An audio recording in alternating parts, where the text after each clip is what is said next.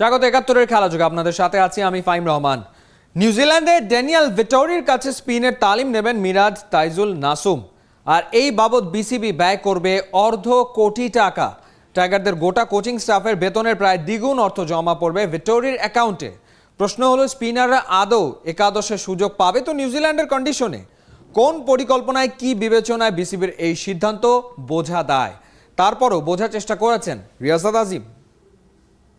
চিন্তিত আমি আসলে বেস্ট টিমের সুযোগ পাবো কিনা, কারণ লাস্ট সিরিজে আমাদের পেস বোলাররা যথেষ্ট ভালো বোলিং করেছে। সবার ভিতরে একটা চ্যালেঞ্জ থাকে যে আমাকে ভালো করতেই হবে, আদারওয়াইজ আপনার পিছনে ভালো ভালো পেস বোলার বসে আছে। আমাদের বোলিং কিন্তু এখন অনেক সমৃদ্ধ, স্পেশালি ফাস্ট বোলিং ডিপার্টমেন্টটা কিন্তু আগের যে কোনো সফরের থেকে ভালো। 7 পেসার 20 জনের দলে আর 4 জন হলে একটা ভিন্ন রকম একাদশী বানিয়ে ফেলা সম্ভব হতো। করোনাকালে বাংলাদেশের প্রথম অ্যাওয়ে সিরিজ নিউজিল্যান্ডে পেসারদের আধিপত্য তাই যুক্তিসঙ্গত। নির্বাচক থেকে ক্রিকেটার কিংবা ম্যানেজমেন্ট যখন মেনেই নেয় বোলিং অ্যাটাকের মূল শক্তি পেস, তখন একটু খটকা লাগে। একদিকে মুস্তাফিজ রুবেল তাসকিনদের উপর নির্ভরতা, অপরদিকে স্পিন কোচের পেছনে বিপুল অর্থ ব্যয় আপনাকে ধাঁধায় ফেলবে। স্পিন বোলিং কোচ যদি বাংলাদেশের হাহাকারের নাম হয়, তবে বিলাসিতার নাম ড্যানিয়েল ভেটরি। সব ঠিক থাকলে 9 মার্চের পর ভেটরি যোগ দিবেন বাংলাদেশ দলের ক্যাম্পে এবং তার কার্যক্রম অব্যাহত থাকবে প্রায় 3 সপ্তাহ। এ সময়টায় বিসিবির কাছ থেকে বুঝে নেবেন $1.5 কোটি উপর। প্রশ্ন হলো, বাংলাদেশ একাদশে টি-20 হোক আর ওয়ানডে হোক, সর্বোচ্চ একজন স্পিনার খেলবেন। এই এক স্পিনারকে তালিম দেওয়ার জন্য ভেটরির পেছনে বিশাল অঙ্কের ব্যয় কতটা যৌক্তিক? অথচ অবাক করা বিষয়, সুইমিং কন্ডিশনে স্পিন কোচ নিয়ে ম্যানেজমেন্ট মহা চিন্তিত হলেও ঘরের মাঠে সবশেষ উইন্ডিজ সিরিজে ছিলেন না কোনো স্পিন বোলিং কোচ।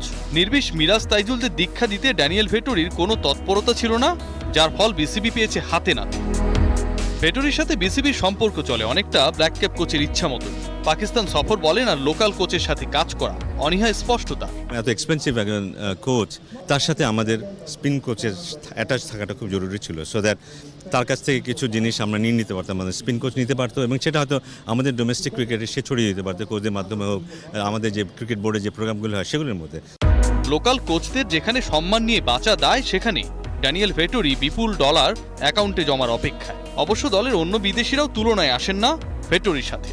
রাসেল ডমিঙ্গোর পুরো কোচিং প্যানেলের বেতন ভেটরির 21 দিনের পারিশ্রমিকের কম।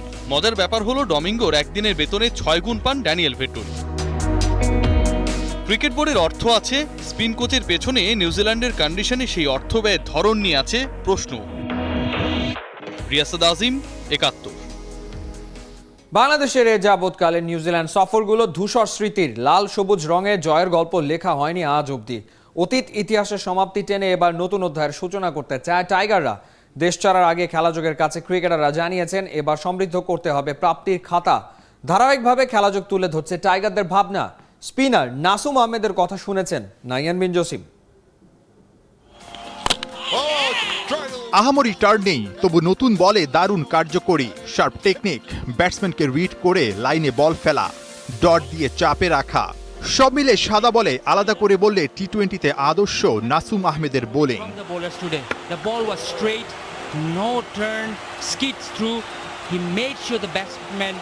6 ফুট উচ্চতার নাসুম টিম ম্যানেজমেন্টের মন জয় করে নিউজিল্যান্ড সফরে একমাত্র বাঁহাতি অর্থোডক্স হিসেবে স্কোয়াডে জায়গা করে নিয়েছে ও অভিষেকের অপেক্ষাতে। নিউজিল্যান্ড সফরে সাকিব আল হাসান নেই, একমাত্র লেফট আর্ম স্পিনার হিসেবে আপনি যাচ্ছেন, আপনার উপর একটা বড় একটা দায়িত্ব কিন্তু থাকছে। যেহেতু সাকিব ভাই নাই, আর সাকিব ভাইয়ের জায়গা আমি পূরণ করতে পারবো না, যেহেতু উনি অলরাউন্ডার, উনি ব্যাটিংও করেন। আমি আমার জায়গা থেকে আমি আমার বেস্ট দেব, যাতে উনি থাকা অবস্থায় যেইটুকু টিমের জন্য হয়, অ্যাটলিস্ট 90% যেন ওই কাজটাই হয় আমার দ্বারা। যেখানে কিনা আসলে পেসাররা ভালো করে থাকেন, সেখানে আপনার মূল পরিকল্পনাটা, মূল অস্ত্রটা কি হবে?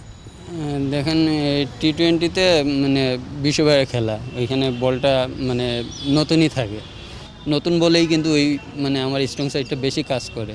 এটা জোরের উপর হোক আর আস্তে করে হোক, আমার প্রথম টার্গেট থাকে ব্যাটসম্যানকে ডিফেন্স করানো। আর আমার একটা অস্ত্র আছে, আমি যেটা সবসময় চেষ্টা করি, আর ওইটা দিয়ে আমি বেশি সাকসেস। যেমন আমি আম বলটা খুব ভালো করতে পারি আর কি, জায়গায় করতে পারি। নাসুমের আর্মবল পরীক্ষিত। বিসিবি প্রেসিডেন্টস কাপে ছিলেন স্পিনারদের মধ্যে সবার সেরা। 3 ম্যাচে 6 উইকেট, ইকোনমি মাত্র 3.74। মজার বিষয় 6টা উইকেটের 4টাই পেয়েছিলেন ওই আর্মবলে। নিউজিল্যান্ড সফরে যদি একাদশে জায়গা হয় আপনার টার্গেটটা কি থাকবে? ডেবু ম্যাচ অবশ্যই 2-3টা উইকেট যাতে পাই, ভালো একটা ইকোনমি রেটের জন্য থাকি। উইকেট যদি নাও পাই যাতে একটা ইকোনমি রেট ভালো থাকে, মানে আমার কাছ থেকে যেন দলের মানে উপকারে আসে, ওইরকম কিছু আমি করতে চাবো।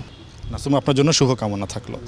নাসুম আহমেদ এর আগেও জিম্বাবুয়ের বিপক্ষে স্কোয়াডে ছিলেন, কিন্তু মূল স্কোয়াডে থেকে কিংবা একাদশে জায়গা হয়নি, অভিষেকটা হয়নি। তবে সেই অভিষেকটা হবে নিউজিল্যান্ডে এবং কঠিন চ্যালেঞ্জ কিন্তু সেখানে তার জন্য অপেক্ষা করছে। একে তো সেখানে পেসার বান্ধব উইকেট হবে, সেখানে স্পিনারদের ভালো করাটা অনেক কঠিন। সেই উইকেটে তাকে ভালো করতে হবে, নিজের সামর্থ্যের প্রমাণ দিতে হবে এবং নির্বাচকদের আস্থার প্রতিদান দিতে হবে। নাহিয়ান বিন জসিম, ৭১, ঢাকা। নিউজিল্যান্ডের মাটিতে জয় বড্ড দুষ্প্রাপ্য। ঘরের মাঠে কিউইরা রীতিমতো নাকানি চুবানি খাইয়ে ছাড়ে অতিথিদের। উইকেটগুলো বানায় ওরা একেবারে নিজেদের মতো করে। ভেন্যুগুলোর অতীত ইতিহাস ঘাটলেই কোনো সন্দেহ ছাড়াই বলা যায় 3 ওয়ানডে আর টি20তে টাইগারদের শক্ত পরীক্ষা দিতে হবে। বাংলাদেশ নিউজিল্যান্ড সিরিজের ভেন্যুগুলোর বিস্তারিত জানাচ্ছে খেলাযোগ তৃতীয় পর্বে থাকছে ওয়েলিংটনের গল্প।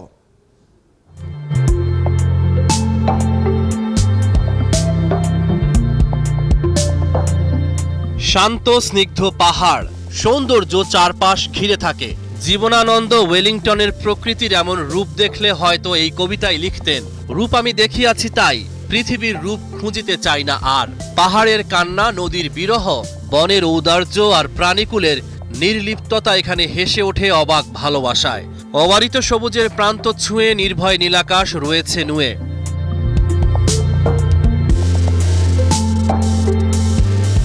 নিউজিল্যান্ডের সবচেয়ে ব্যস্ততম ও জনবহুল শহর অকল্যান্ড থেকে রাজধানী সরিয়ে আনা হয়েছে ওয়েলিংটনে। সেটি অবশ্য সেই 1865 সালের কথা। এই শহরের বুক চিরে রয়েছে ন্যাশনাল হেরিটেজ লিস্টে থাকা নিউজিল্যান্ডের একমাত্র মাঠ, যেন ক্রিকেটের কোনো এক দ্বীপ। মাউন্ট ভিক্টোরিয়া আর মাউন্ট কুকের মাঝে বেসিন রিজার্ভ স্টেডিয়ামের অবস্থান। এর অন্যতম আকর্ষণ গ্রিন গ্যালারি। নিউজিল্যান্ডের ইতিহাস আর ঐতিহ্যের সাথে জড়িয়ে আছে এই ক্রিকেট ভেন্যু। নিউজিল্যান্ড বাংলাদেশ সিরিজের তৃতীয় ওডিআই হবে এখানে। ওয়েলিংটনে কখনোই ওডিআই খেলা হয়নি টাইগারদের, যদিও কন্ডিশন সম্পর্কে ভালো ধারণাই থাকার কথা। এখানে 4টা টেস্ট খেলার অভিজ্ঞতা রয়েছে বাংলাদেশ দলের। নিউজিল্যান্ডের অন্য পিচগুলোর মতো ওয়েলিংটনও পেসারদের স্বর্গ। বেসিন রিজার্ভে সুইঙ্গিং ডেলিভারি খেলতে সমস্যায় পড়েন ব্যাটসম্যানরা। টেস্ট ক্রিকেটে সাকিব আল হাসানের সেরা ব্যাটিং পারফরম্যান্স এসেছে পাহাড় ঘেরা স্টেডিয়ামটাতেই। ওই একই টেস্টে শতক হাঁকিয়েছিলেন মুশফিকও। ওয়েলিংটনে বাংলাদেশের অর্জন বলতে এটুকুই। নিউজিল্যান্ডের পয়া ভেন্যুগুলোর একটা বেসিন রিজার্ভ। ওডিআইয়ে ব্ল্যাক ক্যাপদের আধিপত্য ভাঙা এখানে বড্ড কঠিন। বর্তমানে খেলা ক্রিকেটারদের মাঝে ট্রেন্ট বোল্ট ওয়েলিংটনের দক্ষিণা বাতাসকে খুব ভালো কাজে লাগাতে পারেন। ওর আগুনে গতি বেকায়দায় ফেলতে পারে বাংলাদেশ দলকে। বেসিন রিজার্ভে ঝাঁ চকচকে রেকর্ড মার্টিন গাপটিলের। 3টাই ম্যাচ খেলেছেন, রানের বান বয়ে গেছে। ওয়েলিংটনের সর্বোচ্চ দলীয় সংগ্রহ নিউজিল্যান্ডের, সর্বনিম্ন অস্ট্রেলিয়ার। 3 শতাধিক রান হয়েছে কেবল একবার। স্টেডিয়ামটাতে আগে ব্যাট করা দলই বেশি জয় পেয়েছে। শেষ বিকেলে বাতাসের বেগ বেড়ে যাওয়ায় ব্যাট করাটা কঠিন হয়ে ওঠে। রহমান পেয়ার, ৭১। কোনোভাবেই মিলছে না টাইগারদের ওপেনিংয়ের সমাধান। টেস্টের জন্য অনেকের কাছেই পছন্দের নাম সাইফ হাসান। সুযোগও জুটেছিল কপালে, ব্যাট কথা বলেনি, চেষ্টা গেছে বিফলে। তবে সাইফ মনে করেন 1-2 ম্যাচ দিয়ে কাউকে বিচার না করাই শ্রেয়। আত্মবিশ্বাস জন্মাতে সময় লাগে। প্রস্তুত হচ্ছেন পুরো দমে যদি আরেকটা চান্স মেলে লঙ্কা সফরে। সাইফ হাসানের সাথে কথা বলেছেন নাহিয়ান বিন জসিম। টাইগারদের টেস্ট ইতিহাসটা এমনই ভঙ্গুর, যার সবচেয়ে বড় কারণ নাজুক উদ্বোধনী জুটি। 2 দশকের টেস্ট ইতিহাসে 238টা ইনিংসে মাত্র 7 বার টাইগার ওপেনাররা 100 পেরোনো জুটি করতে পেরেছে, গড় মাত্র 29। সাদা পোশাকে ওপেনারদের ব্যর্থতার ইতিহাসের ছোট্ট একটা অংশ সাইফ হাসান। নামের পাশে টেস্ট ওপেনারের তকমা, যদিও সবশেষ ওয়েস্ট ইন্ডিজের বিপক্ষে স্কোয়াডে থেকেও ম্যাচ খেলার সুযোগ হয়নি ওর। সাইফ চট্টগ্রামে আপাতত ইমার্জিং দলের হয়ে নিজেকে প্রমাণ করে নতুন করে নির্বাচকদের নজর কাড়তে ব্যস্ত। সামনের দিনগুলোতে সাদা পোশাকে ওপেনারদের কালো অধ্যায় মুছে দেওয়ার দায়িত্ব যে থাকবে ওর কাঁধেও। সবশেষ 3 টেস্টে টাইগার ওপেনারদের পরিসংখ্যান তো আরও ভয়াবহ। গড় মাত্র 24, সবশেষ 21টা টেস্টে ওপেনিং জুটি পরিবর্তন হয়েছে মোটমাট 12 বার। ফুল অথরিটি নিয়ে বা ফুল ফ্রিডম নিয়ে খেলতে পারি তখন আমাদের জন্য আরও ইজি হবে।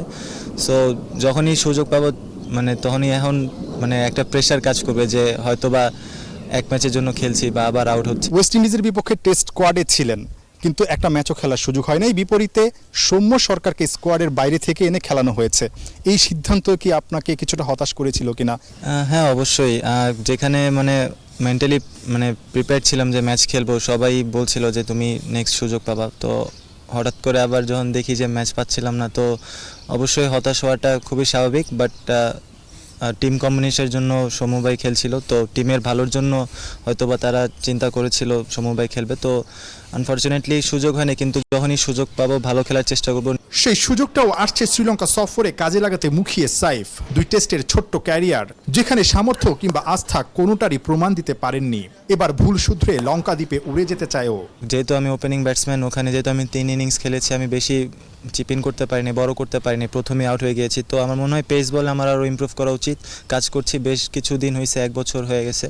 তো আমার মনে হয় যে আমার ভালো হচ্ছে। ফিটনেস দিক থেকেও আমি আমার সেরাটা দেওয়ার চেষ্টা করছি, তারপর স্কিল ওয়াইজও সেরাটা দেওয়ার চেষ্টা করছি। শ্রীলঙ্কায় বাড়তি আত্মবিশ্বাস নিয়ে যাওয়ার আরেকটা কারণও আছে সাইফের। মা লঙ্কান হওয়ায় লঙ্কা দ্বীপ ওর সেকেন্ড হোম। ওখানে নিজের প্রথম টেস্ট ম্যাচটা সাইফ রাঙাতে চায়, যদি শেষ পর্যন্ত দলের সুযোগ পাওয়া যায়। নাহিয়ান বিন জসিম, 71, চট্টগ্রাম। 3 মোড়লের খপ্পরে পড়া ক্রিকেটে বারবার ঘুরে ফিরে আসে হতাশার গল্প। সম্প্রতি আইসিসির ক্রিকেট সম্প্রসারণের এক নীতির বিরোধিতা করেছে ভারত। এই দাদাগিরিতে বিশ্বকাপের মতো বড় আয়োজন থেকে বহু বছরের জন্য বঞ্চিত হতে পারে বাংলাদেশের মতো দেশগুলো। আইসিসির নতুন প্রস্তাবে 8 বছরে একবার ক্রিকেটের বড় আসর আয়োজনের সুযোগ পেতে পারত যে কোনো সদস্য দেশ, কিন্তু ভারতের দাবি 3 মোড়ল ছাড়া এমন আসর আয়োজনের পূর্ণাঙ্গ সামর্থ্য বাকিদের নেই। 2 বিদেশি কোচের বিরুদ্ধে অশালীন ভাষা ব্যবহারের অভিযোগ তুললেন চট্টগ্রাম আবাহনীর কোচ মারুফুল হক। তার দলের ফুটবলারদের নাকি অকথ্য ভাষায় গালাগাল করেছেন বসুন্ধরা কিংসের কোচ অস্কার ব্রুজন আর মোহামেডানের শেন লি। মারুফ বলছেন, মাঠে কথা লড়াই হতেই পারে, কিন্তু বিদেশিদের এমন অশোভন আচরণ খুবই দুঃখজনক। বাফুফের হস্তক্ষেপ কামনা করছেন এই দেশি কোচ। উপলব্ধি রিপোর্ট। কোচরা আসে, আমরা তাদের কাছে শিখতে চাই, কিন্তু তারা যখন অ্যাবিউজ করে অন্য টিমের প্লেয়ারদের, অন্য টিমের অফিসিয়ালদের, সেটা কিন্তু অন্য পর্যায়ে যায়।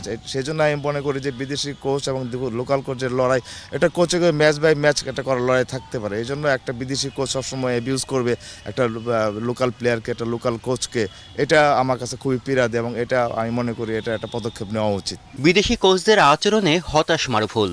অ্যাবিউজমেন্টের সর্বশেষ অঘটন 26 ফেব্রুয়ারি মোহামেডান চট্টগ্রাম আবাহনী ম্যাচে। একটা ফাউলকে কেন্দ্র করে বিবাদে জড়িয়ে পড়েছিলেন 2 দলের কর্মকর্তারা। তিনিও কিন্তু তেড়ে গিয়েছিলেন। ডাগআউটে 2 পক্ষের ধাক্কাধাক্কির মধ্যেই নাকি মোহামেডান কোচ শেন লি বারবারই অ্যাবিউজ করেছেন চট্টগ্রাম আবাহনীর কর্মকর্তা আরমান আজিজকে। সবকিছু নিজের চোখে দেখে মানতে পারেননি মারুফুল হক। মোহামেডানের কোচ সবসময় প্লেয়ারদের এবং অফিসিয়ালদের সবসময় আজে বাজে ভাষায়, খুব অকথ্য ভাষায় গালিগালাজ করে, যেটা আমি মনে করি সবার দৃষ্টিগোচরে আনা উচিত এবং এটা একটা কোড অফ কন্ডাক্ট অনুযায়ী এটার একটা সুরা হওয়া উচিত।